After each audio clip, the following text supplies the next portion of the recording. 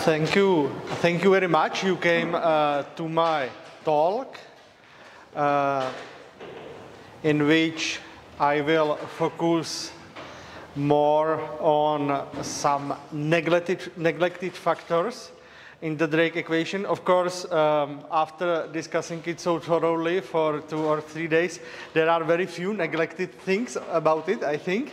But physics and astronomers often tend to kind of neglect the biological and maybe sociological and technological aspects of the problem. And that's why I wanted to somehow highlight them. You should not expect I will give you some definitive answers. It will be more like points for further discussion, but I hope you still might find it interesting.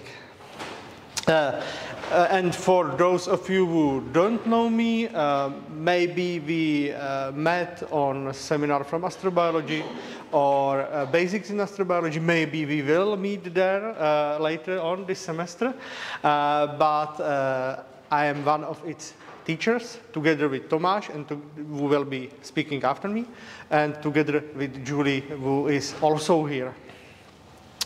And together we established this 4EU+ project, Drake project, what focuses on the issue of Drake equation, probability of existence of intelligent life in the universe, and in this case especially on the factors that affect us when we are discussing about it and thinking about it. Yeah, if you have not already, please do participate in our survey.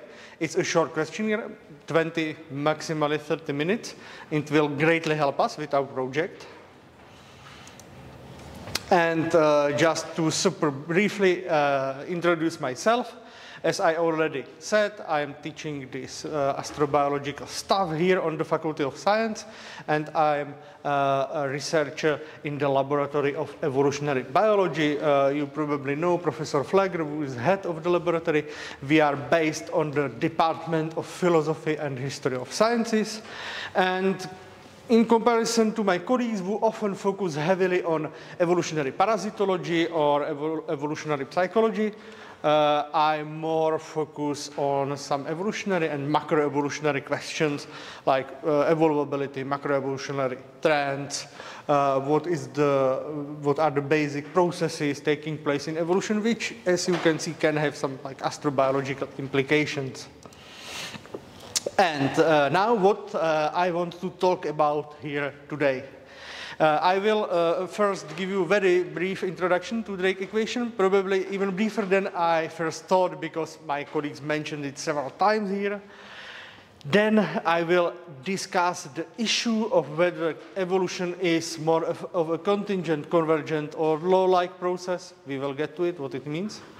And then we will follow the maybe neglected factors in Drake equation, and that would be origin of life, whether the life is stable or not in the long term, the origin of more complex cells, whatever it means, we will get to it, multicellularity and intelligence as two important factors that have been also discussed in the past. Then we will get to interesting sociological factors, some of them reflecting what Nicholas was discussing in more quantitative manner. And we will end with the discussion of longevity of civilizations and whether we should even expect some to last long enough to be noticed. But first, the brief introduction. We can say that Drake equation, here is Frank Drake. We can say that the Drake equation is some probabilistic argument, a way to estimate the number of intelligent, communicative, in this case radio transmitting civilizations in our galaxy, as in this way it was formulated. It has several factors. We will get to it. Of course, the number of factors is to a large degree arbitrary. These factors are those that Frank Drake considered most important. Biologists would maybe formulate a different set. I don't know, chemists different set, geologists different set. You have the idea. The history of its formulation and when and how it happened is also a very interesting thing. And Tomas, after me, will tell you more about it and more about the zeitgeist of 1960s when it happened. But let's get back to the Drake's original formulation. It basically tries to estimate the number of technologically advanced civilizations. And the individual factors are rate of star formation, fraction of stars with planetary systems, number of planets in those systems that have environments suitable for life. These are the astronomical factors. These are heavily discussed. We know quite a lot about them thanks to the advancements in astrophysics and exoplanet search. And Nana was talking about it, and if you were not here, you can search the recording of her talk online. And I will focus more on the remaining set, which will be the fraction of planets where the life actually appears, where it evolves into intelligent forms, where those intelligent forms acquire some form of technology that could be detectable on the long spatial scale, for example, radio waves, and then the longevity of those civilizations. Over time, there has been several attempts how to take the issues differently. Some of them will be mentioned by Tomáš, so I will not delve into it very thoroughly. But the one that is quite useful is the great filter concept, which kind of takes the Drake equation and puts it on its own head, right? It does not try to estimate how many are there and whether there are any in our galaxy, but it tries to find out which events, which evolutionary or geological or astrophysical transitions events can be the decisive factors that have extremely low probability and that could somehow determine the rarity, the eventual rarity of those intelligent communicative life forms. So for some people, it could be the number of Earth-like planets. We do not think that it is the case today, but even just a few years back, it could be. For others, it could be the origin of life. And for even different people, it could be the origin of some civilization. And this decisive factor is then called the great filter, or as Carter formulated even before, the author of the great filter concept, some particularly hard step in evolution of those civilizations. And now let's move to the basis and character of evolution. From what's normally discussed in the introductory courses of evolutionary biology, one could think that evolutionary theory is basically a solved thing, that there is basically nothing to discuss after Darwin, right? Or maybe from some discussions online with creationists and such. But this is definitely not the case. The character of evolution is not a closed issue.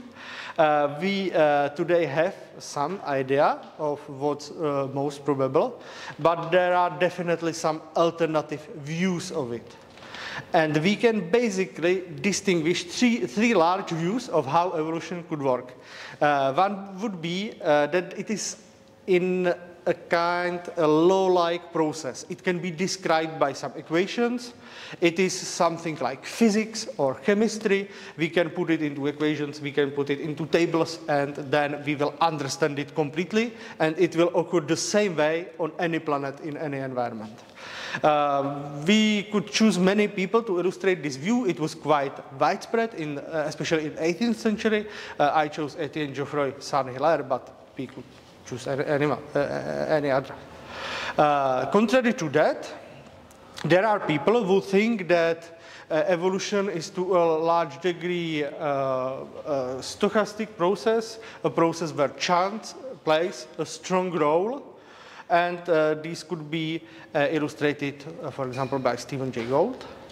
And on the third side, there are people who would say, yeah, there is chance, it is stochastic on this low level, but there are some ideal solutions, some ideal forms, ideal lifestyles that will evolve by different pathways, yes, but they will evolve in any environment on any planet. So in the end, it does not, the chance is not important. It is important that evolution will always end similarly. And this could be illustrated by Simon Conway-Morris.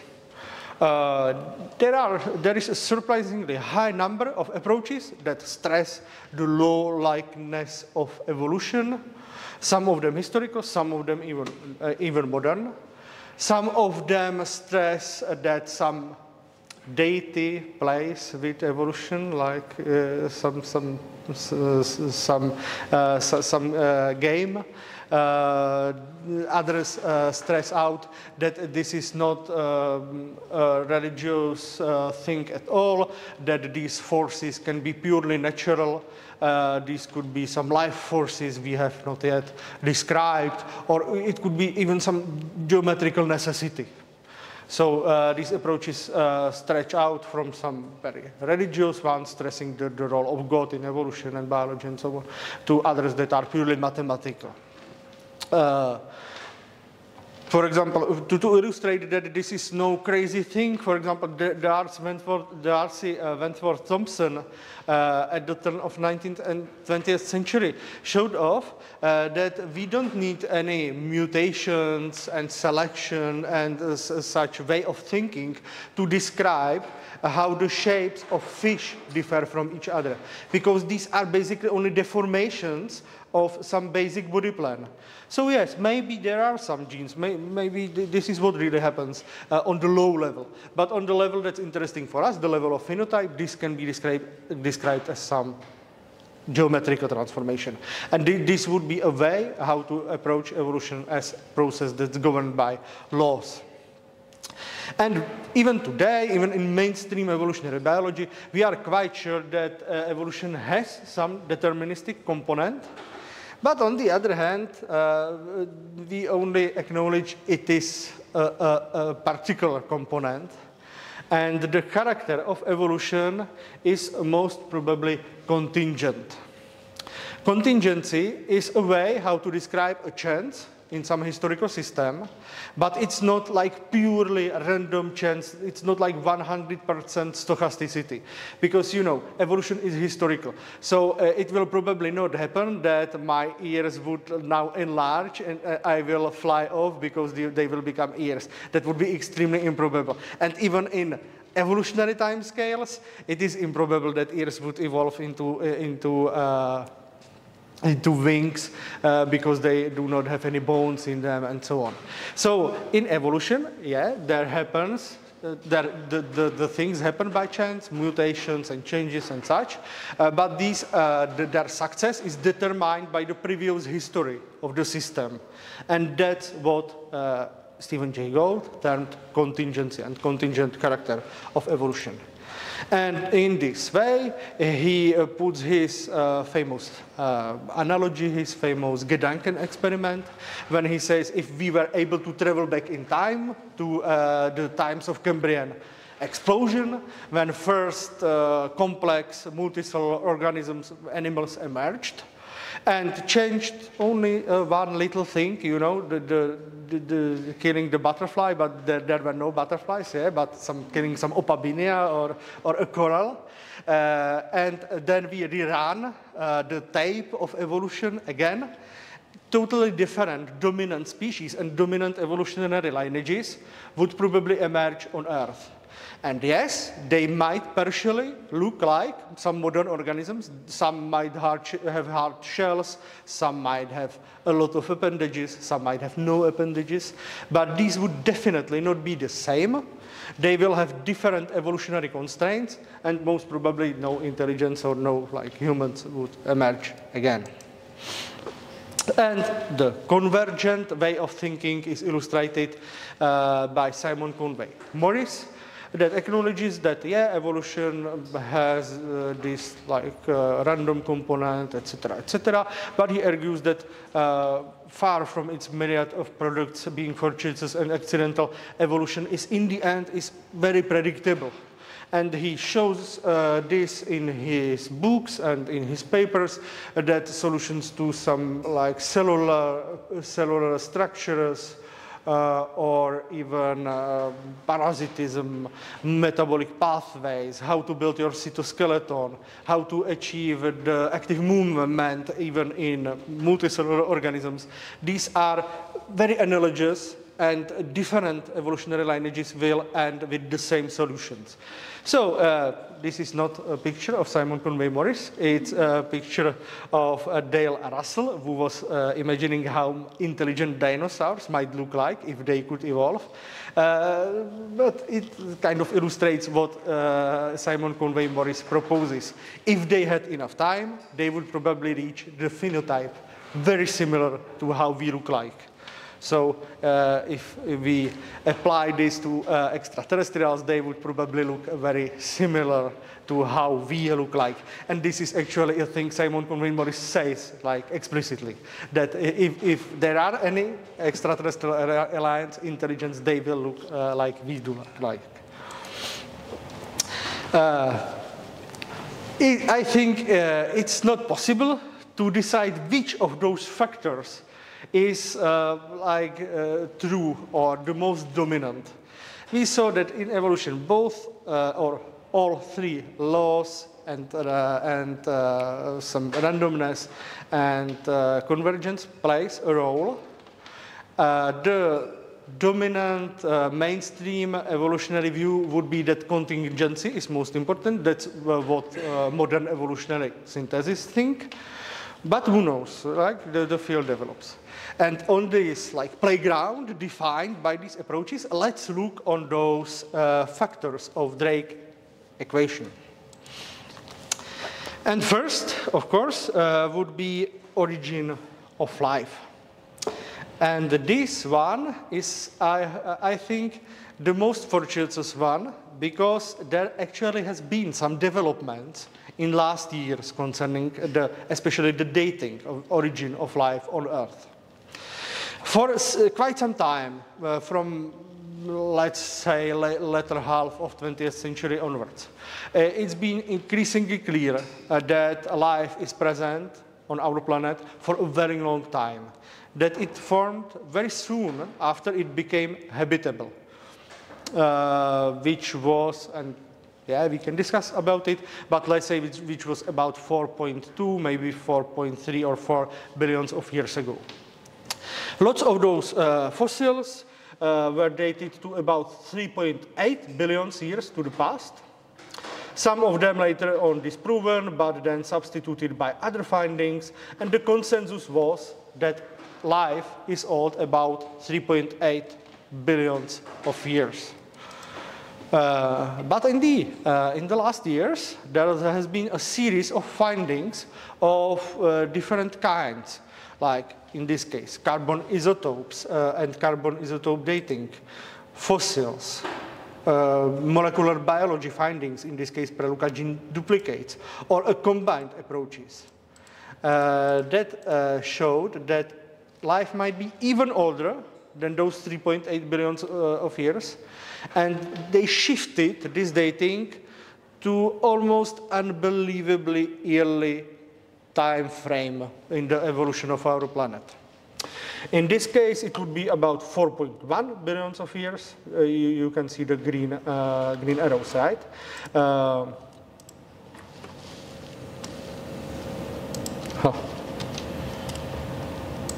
The presentation froze down.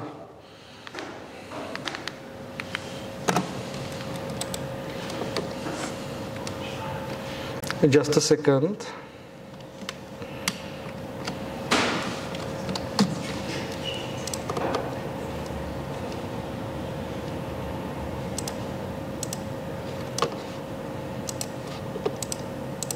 Yeah, I will skip there.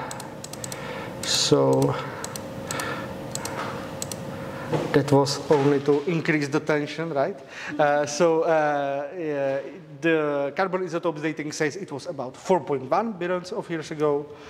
These very old fossils, and especially like reminders of action of microbes, not the microbes themselves, maybe even 4.3, almost 4.3. Pararuka gene duplicates point to a dating of about 4.2 billions of years ago. And these combined approaches going even further, you see there is a huge uncertainty, but still going very far, basically to the very first moment life could have emerged when the oceans formed on our planet. Even predating some hypothetical cataclysmatic events that happened later on when our solar system formed, maybe even like complicating the idea of how it really formed. And this, based on this, one could say that, when it happened so early, basically the first moment when life could have emerged, then it must be something that happens everywhere. It is probably some like physical necessity that in sufficiently complex chemical systems that were present when there is water, etc., life emerges, because it would be immensely unbelievable if this happened so fast only on our planet. But there is one problem with this reasoning, and this problem was nicely stressed by David Kipping, who has this amazing paper, and he also has even a more amazing talk about it on YouTube, and I suggest to just to search for it and watch it from the beginning to the end. And he reasons that, it might seem that if life emerged so early, it is inevitable, but it also can be only an observer bias, right? Because we intelligent observers, humans, arrived much later, and when we look on the prospects of our planet for the future, it is getting unsettlingly close to the window when it will be habitable for beings like us, for multicellular animals. Some researchers argue that even in only 500 millions of years, which is a small fraction of the history of our Earth, the surface of Earth will become inhospitable for multicellular animals. But then it would be basically necessary, right? Because if it takes long for intelligent beings, for intelligent communicative civilizations like ours to emerge, then the intelligence observers would be only on those planets where life emerged very quickly. Because on those planets where life emerged in their half-lifetime, for example, there would not be enough time for intelligence observers to evolve, right? So this all can be only kind of an observer bias. Intelligent observers will be only on the planets where, by any chance, life emerged very early. And we can put this into a statistical test, or rather a Bayesian analysis or Bayesian way of testing these ideas. And when we do, it shows that the early origin of life, generally anywhere in the universe, compared to later origin of life, is not so probable as it might initially seem. It is about 2.8 times more probable than some later origin. So yeah, more, but still 2 to 1. It's like throwing a dice and expecting that you won't get 1, 2, 3, but will get 4, 5, 6. It is sorry, that you will get 4 to 6, but not 1 to 2. It is more probable, but it is like not like super probability. And if we ask about the probability of the evolution of intelligence, the probabilities are actually against it, like 3 to 2 against this. But If we include all those modern findings from the last few years that push back the origin of life to the very earliest window of Earth's existence, then the probability rises quite a lot to about 15 to 1. And this is quite a solid rounding, right?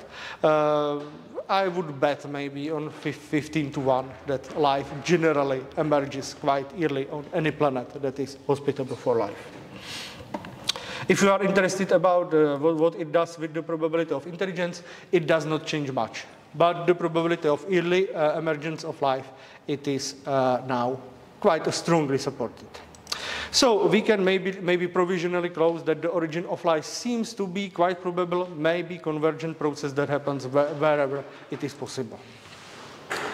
If we continue, we can ask whether the planets where life takes hold stay hospitable for that life for some longer time scales. On Earth, it seems that life developed a series of feedbacks with its abiotic environment that stabilizes the conditions on our planet, especially climatic conditions. We can say Earth became this Gaia-like planet where the conditions are long-term stabilized. But it is not necessary that this is the case for every planet, right? It could be that only half of them has this luck. Or it could be that the time window when the planet is hospitable for life is so short, there is not enough time for the life to evolve some of those mechanisms. So, yeah. Maybe it only rarely evolves quickly enough to regulate these greenhouse gases, albedo, etc., and maintain the surface temperatures. Maybe most planets will end up like Venus or like Mars without water or like total planetary hell. We basically do not know. And on top of that, from the history of life on our planet, we also know that it does not necessarily only stabilize the conditions. Organisms cause our atmosphere to oxygenate, right? And oxygen, as it was already mentioned here, is quite toxic for organisms, especially those that are anoxic, and that was all organisms at the time. So Earth might not be only this like very nice Gaia planet, but also like media that murders its own suns in any under some occasions. So this all is quite open, and at best we can say we do not know. At worst we can say that when it happened, even on Earth, that life almost died out, it is probably quite a frequent event in the evolution of life on other planets. But let's move on to emergence of more complex cells. Most people think about bacteria or archaea as very simple organisms, but in fact these are extremely complex compared to hypothetical first organisms that could have emerged on Earth. Some of these hypothetical RNA world replicators, for example, or some chemical networks. And it is important to stress that today's cells have unlimited system of heredity based on their genetic code. They use those 20 amino acids, this 20 amino acid library, to produce its own proteins based on the genetic code. And this is another thing that is not necessarily to evolve on any planet. It is possible, quite conceivable, that on most planets some proto-life emerges, but it never reaches even this level of complexity, which is, however, necessary for it to diverge into all those diverse forms we have on our Earth. Can we say something about it? Can we somehow decide it? Maybe very initially, Klára Hlouchová from the Department of Cellular Biology here in Prague examines it with ERC grant, and it seems quite probable that our amino acid library, that the 20 amino acid library we use, our Earth Life use, is in many aspects an ideal set. Maybe it's one of those law-like processes that kinds of life that use different amino acids are not so effective, stay on this very low level, and it is necessary to achieve this one particular set to reach this high level of evolvability. Maybe pretty early to decide, but it seems to have lots of obvious advantages. So maybe it's another kind of a sieve, and only types of life that reach our state evolve further on. But we can follow the line of complex cells further on and ask whether the origin of photosynthesis and oxygenic metabolism and some energetic metabolisms in general is a probable thing, something that happens repeatedly on other planets, or whether it is something that happens only here, rarely, purely by chance. In this case, it seems that it is not so difficult to evolve phototrophy, to evolve various energetic kinds of metabolism. It happened repeatedly on Earth. This system seems to be quite evolvable, and it is quite conceivable this will happen repeatedly under diverging conditions, even on other planets.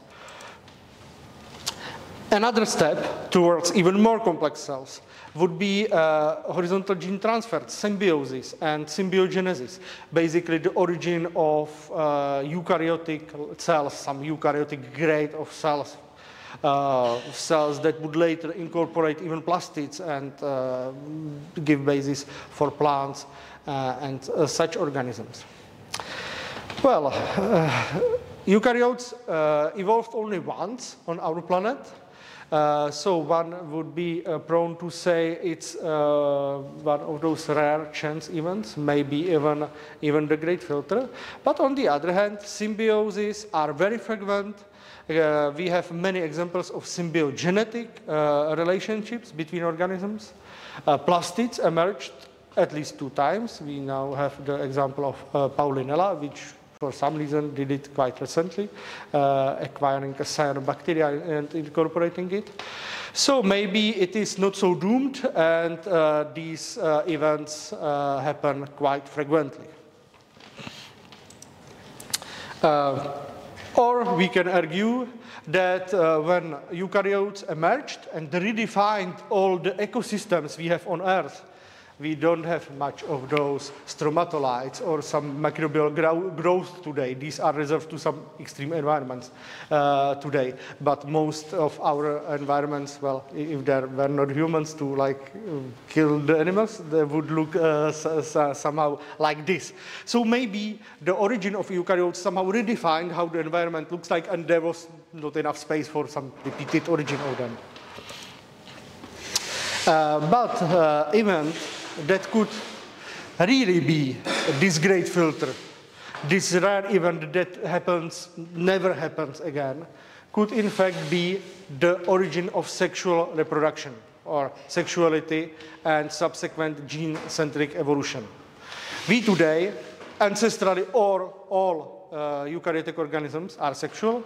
We do meiosis in our life cycle. We cycle between the haploid and diploid state. We produce our descendants by fertilization. We are not like those autistic lineages of bacteria that are basically like separate species and they can take genes only by this rare horizontal gene transfer. We in fact share gene pools in our species with lots of different alleles and relationships between these alleles, including frequency-dependent relationships. And in our evolution as a species, we are able to achieve very quick reactions to the changes of environment based on changing the frequencies of those alleles in our gene pools. But this is something that is very strange. It did not evolve with this aim at all. Sexuality evolved most probably in our archaeal ancestors to solve problems with double-strand DNA breaks because of high UV radiation, because of oxygenations, maybe because of those raising oxygen levels, and only subsequently acquired all those secondary roles. But those secondary roles were super important for achieving complex bodies, some complex forms of multicellularity, tissues, organs, and such. These are possible in this degree that is defining for modern multicellular animals. These are possible only in organisms that transmit through this one unicellular zygote stage in their individual development. And on top of this, the origin of sexuality also enabled the origin of new forms of gene regulation, new forms of fighting against some coalitions of selfish alleles, and all such things that never or only in a limited fashion occur in asexual organisms. And this is maybe, in my opinion, this might be, in fact, the great filter because it occurred, it evolved in such a complicated way in very particular conditions when the first eukaryotes evolved. But let's go on to multicellularity and intelligence. The story of multicellularity is like the light and the day, completely different to sexuality. Multicellular animals appeared repeatedly. All those yellow parts of the blobs show there are some multicellular species in this eukaryotic tree. There are at least 30, but probably much more occurrences. Even in some prokaryotes, we see simple forms of multicellularity. And in red algae, in land plants, animals, fungi, and in brown algae, they achieved high levels of complexity. So multicellularity, contrary to what some people thought, is a thing that evolves convergently many times independently, maybe even some occurrences very, very early in Earth evolution. The thing, however, is that only some forms of multicellularity are able to evolve into those complex life forms as we see in multicellular animals or plants and such. Lots of them are aggregate multicellulars, like, for example, slime molds. And although they have interesting phenotypes in this multicellular stage, they never achieved this kind of diversity like animals or plants have. These are reserved for clonal multicellular organisms. And these clonal multicellular organisms are again only those that were sexual or are sexual or were sexual in the past and then became asexual later on in their evolution. So multicellularity, yes, it emerged repeatedly, it emerged convergently, but the most complex forms are only those of clonal nature. Next step, intelligence. There has been a huge dispute about this. Nikos mentioned it. Famous biologists and paleontologists like George Gaylord Simpson or Ernst Mayr argued against the idea that intelligence would emerge repeatedly. They said it was a super rare evolutionary event that we became intelligent, that there is no drive towards it. But subsequent research showed that in fact there are multiple occurrences of very intelligent animals even on our planet. Not only among primates, and especially big apes, but also among cetaceans, so also among mammals, but also among birds, especially in corvids, but also in parrots, maybe even in octopuses. So this intelligence shows off increasingly to be more comparable to that multicellularity thing than some rare chance event. And as Daniel Dennett stressed, it is not even true that there would be no drive towards high increased intelligence, Because intelligence can in fact be the most universal adaptation, right? You can adapt by evolving sharp teeth or sharp claws or some carapax that would protect you from attacks. But these are basically single purpose adaptations. But if you are intelligent, you can use your claws to make tools, you can use your claws to burrow, you can use your claws to defend. It is like very flexible way how to deal with the environmental obstacles that are in front of you. And Daniel Dennett says that basically these arms races between organisms and convergence lead to the emergence of organisms that are able to develop some conditioned reflexes. These are termed Skinnerian organisms. From them to the emergence of organisms that have some inner simulations of the world around them. He terms them Popperian organisms. Like a dog when he's standing, or when it's standing on the edge of a cliff, it can imagine that if it steps further on, it will fall down, so it will turn around and go back. So the dog let his simulation die instead of him, right? It is very useful. So Popperian organisms, and among them Gregorian organisms, those with culture, those with civilization, technology, and these would be only modern humans. So Daniel Dennett basically says that there is a drive, there is evolutionary lift or evolutionary drive in any planet, in any biosphere to increase intelligence up to some intelligent, maybe communicative forms. So we can be quite optimistic about this, and we are nearing the end. Then there are the sociological factors. It is clear that civilization is something that only modern humans established. It is notoriously hard to describe, but it is somehow present, right, outside.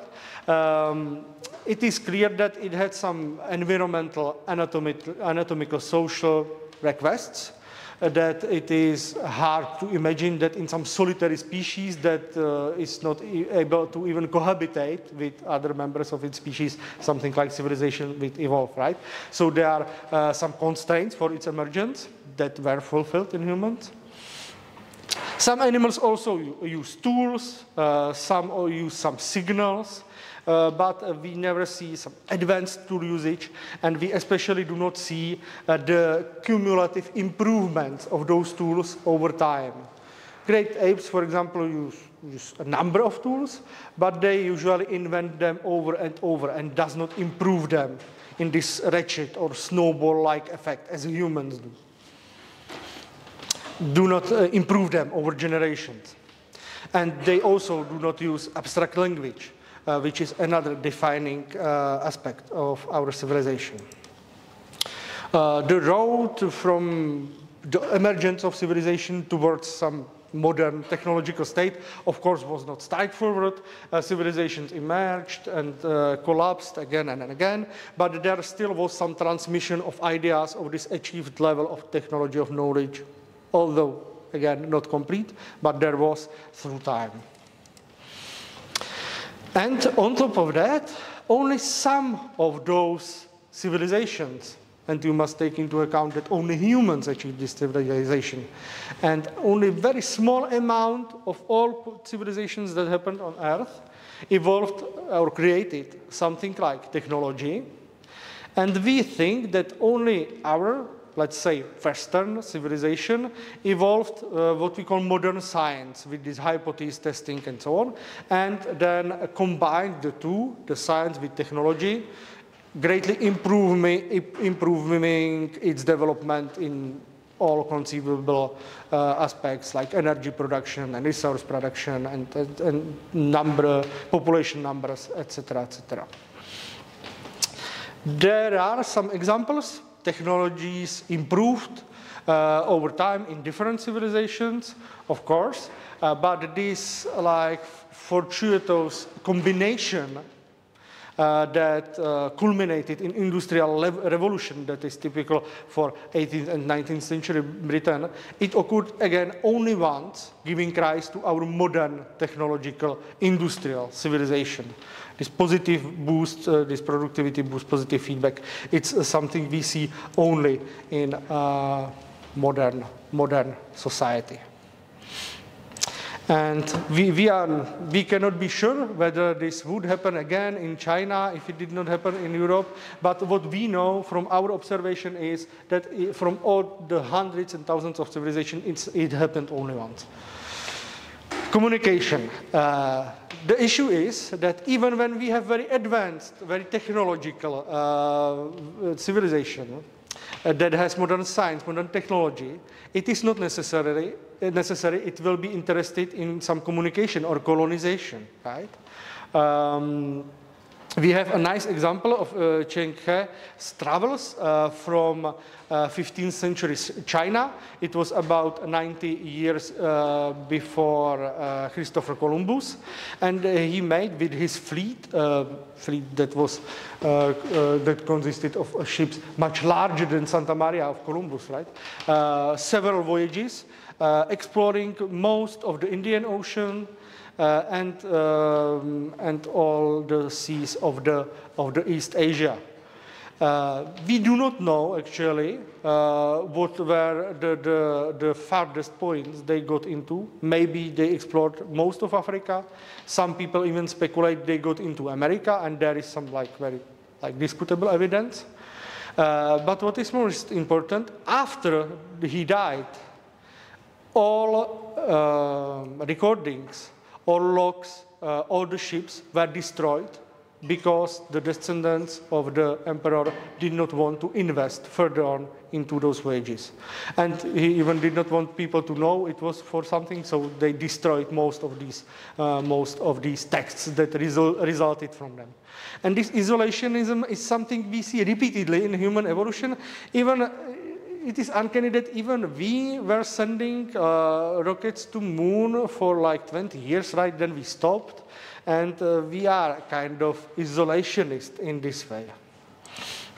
And of course, in line with some more sci-fi consideration, we can also think in the lines that in the end, people will necessarily be isolationist, right? Because this exploration and colonization is something that is not pleasurable to us. And in the end, we will prefer being locked in some matrix or TikToks and such things. So, yeah. Sociological factors are quite pessimistic in this sense. A civilization emerged only in modern humans, and technological civilization, this communicable civilization with modern science technology, again, only once. And then we get to the longevity question, the issue of L, Nikos was touching upon. The issue how long the civilizations, in fact, remain communicable. We remain on the level higher than some barbaric nations, right? Because wars, environmental changes and challenges, economic collapses, internal decays is something that happens, and that is maybe even more threatening in those complex societies than in more simpler ones. It was usually illustrated by Jared Diamond's collapse thing, and there is a huge school of collapsology even in Czech Republic of Barta and such by Egyptologists, and it is very interesting. And these people were traditionally quite skeptic about this, if we rephrase it, about this L factor. They usually stress that civilizations last only for about 200 to 300 years, then they decay. But maybe the situation is not so dim, because only last year the article was published that somehow complicates the largest narrative from Jared Diamond's book, and that the Easter Island Rapa Nui people destroyed their environment to such a degree it collapsed their own civilization, and they returned a lot in its complexity to much simpler forms. And the authors of this research show that it was probably not true at all, and that they adapted to the changes throughout as they happened, which may be a good message for us, for our modern civilization, that's also destroying its own environment, but maybe also not. It's just up to. Other people stress that maybe the problem of L is even deeper, that all emerging civilizations will necessarily bring with them the instincts of the species that formed them, and that this species is something that is like definitory for those organisms, for us as humans. And we would not like to brainwash ourselves to be nice and to help each other and not to prefer our own relatives and so on. And these inherent behavior patterns are something that will necessarily lead to destruction and decay of any civilization, or almost any civilization, in the middle to long term. So if if any civilization does not profoundly change to be this cosmic society, and maybe Tsiolkovsky would probably like this idea, it will end very soon. But to maybe discuss with this very dim outlook, yes, empires usually last about 200 to 250 years. But another very interesting research, quite a new one, shows that this probability of death or destruction of civilization, in fact, plateaus after about 200 years. So it remains quite high, but it does not reach 100%, right? Which maybe gives us some hope for the future. And of course, we can also speculate if one civilization decays and destructs itself, maybe other civilizations will emerge on the same planet in longer time. It probably did not happen on Earth, although it is very hard to test. After about 2 million years, we would have almost no remainings of the other civilization. We could maybe see a glimpse of it in some long-term climatic records, and there are some very funny possibilities mentioned in this article. So if you are interested in it, just take a picture. But most probably, no other civilizations preceded our technological civilization on Earth, which, however, does not mean that it is not possible for future, or that it does not happen on other planets, that there are subsequent civilizations or even species that reach this technological state. It is, however, improbable this would be quickly after each other, because they deplete their easily accessible resources. Yeah, it was termed Silurian hypothesis after this Silurian people from Dr. Wu, but it most resembles those ideas of H.P. Lovecraft, right? So longevity also maybe not completely dark, but quite a dim outlook for any intelligent civilization. So taking this together, there are surely some candidates for those great filters in those maybe neglected factors of Drake equation. There are some challenging evolutionary transitions, not all of them. I think these are not even those that are usually discussed in this regard, and it definitely needs some further research. It would seem that communicative civilizations then must be rare. Maybe we have the answer to Fermi paradox, right? Because it is the probabilities are so low that any civilization would even reach the technological state, and then even the L can be very low, right? But maybe only we lack enough imagination. Maybe we are locked with the thinking that is typical for our time and for our society. And maybe the eventual alliance look like totally different than us. But it's a thing for the discussion. And I thank you very much. That's all.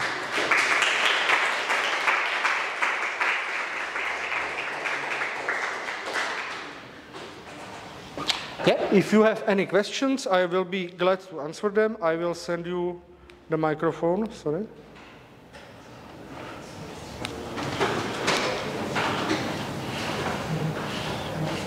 Yeah, any questions? Yeah? You did not put some values. your own preference. After all of this nice analysis, what's your feeling about the values? What's my feeling about the values? That would be like really guessing, right? But I would say the sexuality thing is the hottest candidate to be like super rare event. That it would be the decisive factor. That it does not happen almost anywhere, and then my guesses would be maybe in line with those rare earth hypothesists who say that simple life forms are quite frequent throughout the universe, but these communicative civilizations are very rare. So it's FC. Communicatives.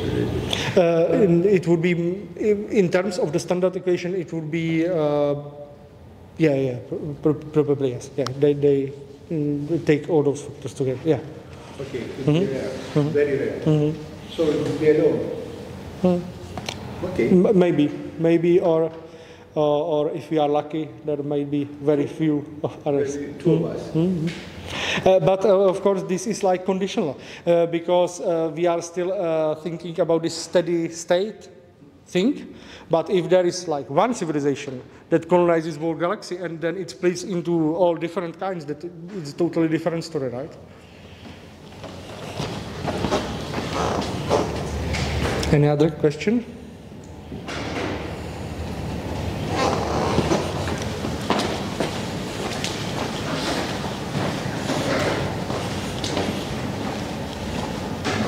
No one? Okay. It's not much of a question, it's just like something I want to ask you about the... Sure. Or like after the discussion about the life emerging early on the Earth. Wouldn't it like mean that the event itself is even more rare than that it happens more often? Because if it emerged early in the history of life, I mean history of the Earth, and it was such a complex process from the very beginning, that means either the conditions must have been very specific and hence make them probably even more rare, or it like, I don't know, I don't believe in this, but I don't know, maybe it just like came from somewhere else already, you know, with the genetic code and stuff like that. So that would mean that maybe the solar system or the universe or whatever is already habited by some prokaryotes, but only on Earth they had specific conditions after millions of years to become eukaryotes and eventually intelligent. So both of those scenarios that I like deduced from life emerging early on Earth rather than later would mean that either it's very rare in the sense, you know, of the origin of life itself, or the intelligence. So I don't think, you know, I don't, maybe I'm just rambling, but both options seem rather pessimistic for an intelligent life. I would say, and I don't, you know, from how I see it, I think that's like also a way to look at it, you know, that they wouldn't be any other civilizations because of those two, like, options if life emerged early. Yeah, thank you very much. It's extremely well questioned because it is in a way suspicious, right? If life emerged so early, maybe there were those very special conditions, as you said. But in this sense, we are not talking about some like first bacteria or those more complex organisms, but because lots of this evidence is based only on the ratio of C12 to C13 isotopes of carbon. It basically shows us only that some like biological processes were occurring there.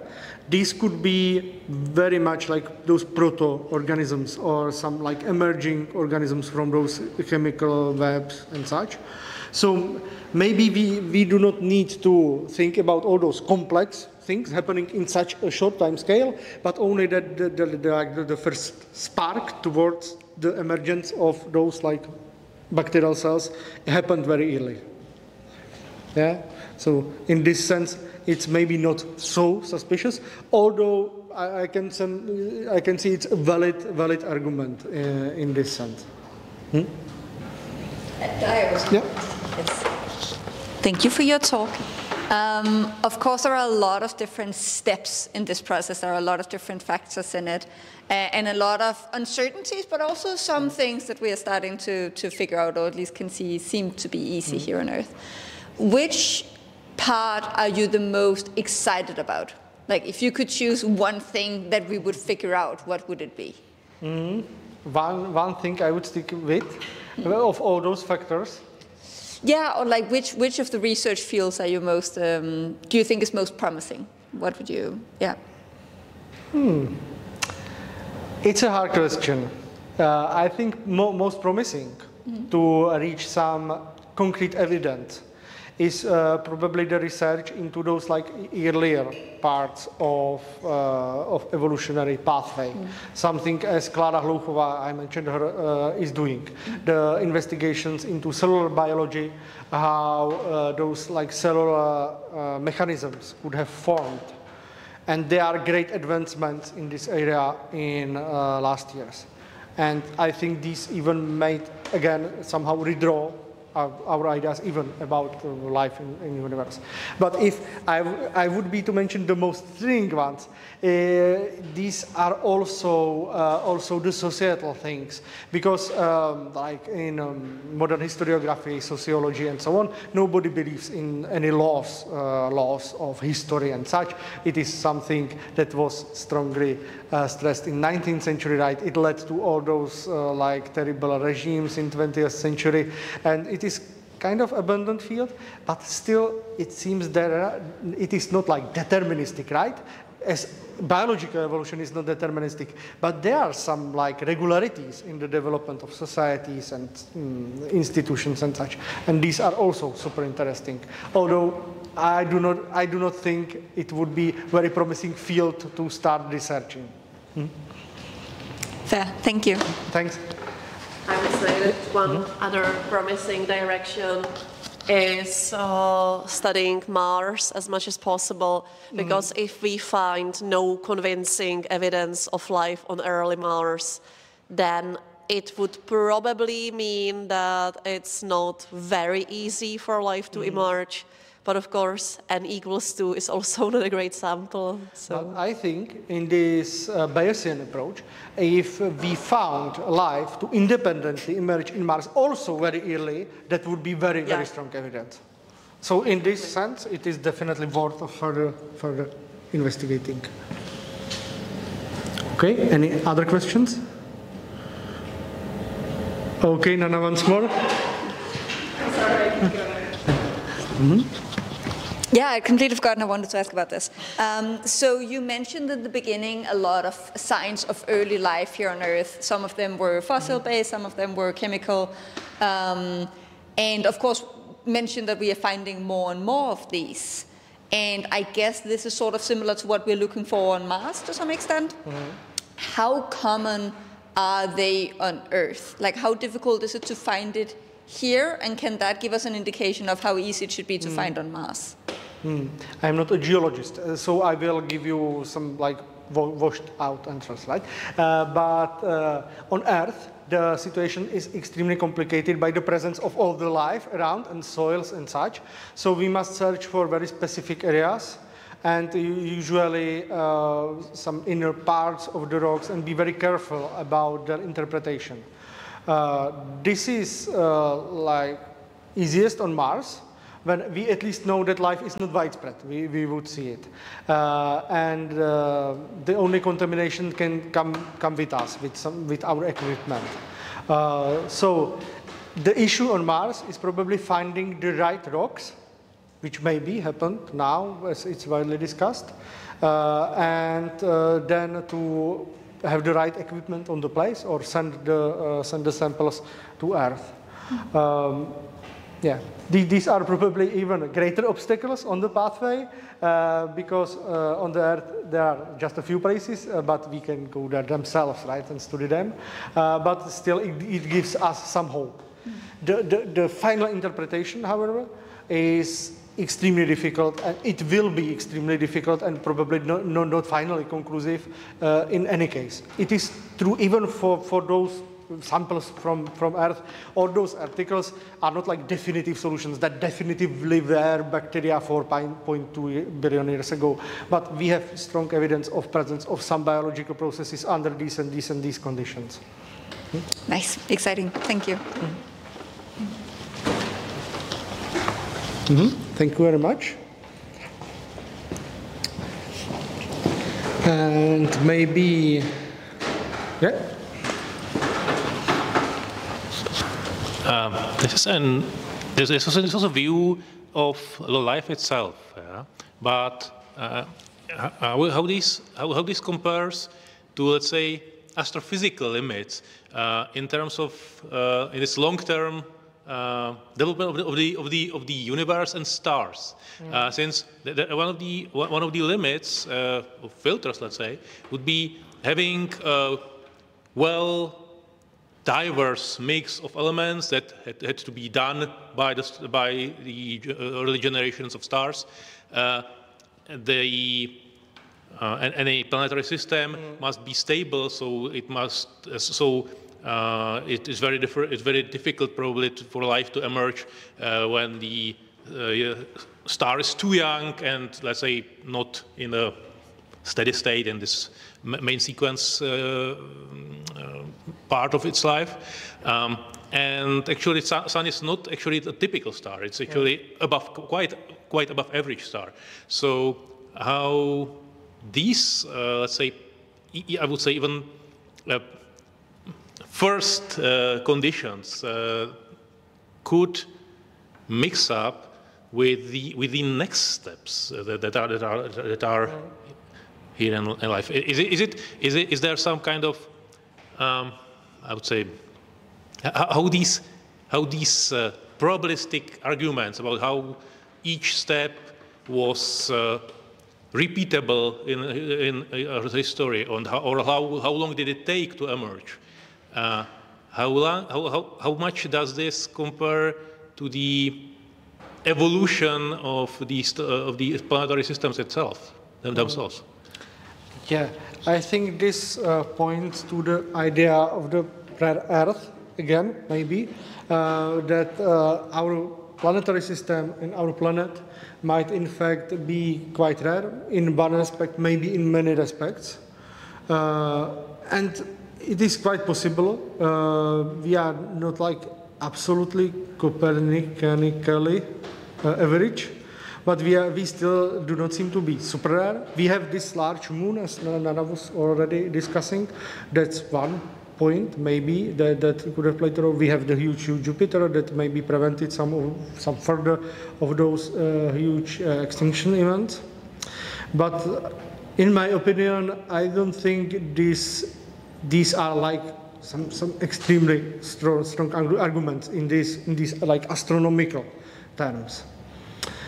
Maybe another layer of your question is how these factors are correlated with each other.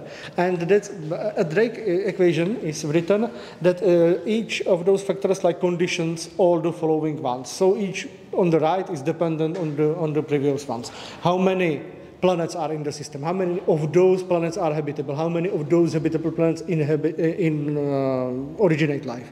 And so on. So in this sense, it is clearly taken care for, but maybe these correlations are more diverse, more complex. Maybe it would be better to chop off the factors into other groups that are somehow dependent. And maybe some of those factors are not even dependent on all the previous ones. You know, it again goes against some of those like initial presuppositions of the Drake equation. But if we terraformed some other planet and brought life there, it would not necessarily be like conducive for life at first. So maybe we could skip some of those. But these are ideas that are going like beyond the original scope of the equation.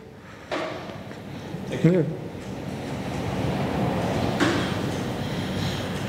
Okay, so if we do not have any further questions, I propose to have a break I think we are quite on time. Yeah, thank you very much.